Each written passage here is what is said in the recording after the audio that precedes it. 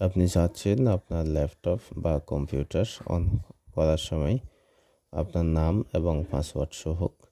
তো আপনাকে চলে যেতে হবে কম্পিউটার সার্চ অপশনে। এখানটাতে টাইপ করুন কন্ট্রোল প্যানেল, এখানে ক্লিক করুন। দেখুন অনেকগুলো অপশন শো হচ্ছে, সেখানে আপনি চলে যাবেন ইউজার অ্যাকাউন্ট। এখানে দেখুন change the account name, change the password. আমরা যেহেতু নাম পরিবর্তন করব, এখানে চেঞ্জ দ্য অ্যাকাউন্ট নেম, আমারটা আগে থেকে নাম আছে। চেঞ্জ দ্য পাসওয়ার্ড এখানে ক্লিক করুন।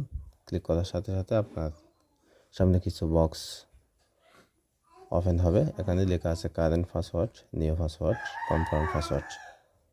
কারেন্ট পাসওয়ার্ডে আপনার নিজস্ব পাসওয়ার্ডটা দিন, আমি আমারটা দিলাম।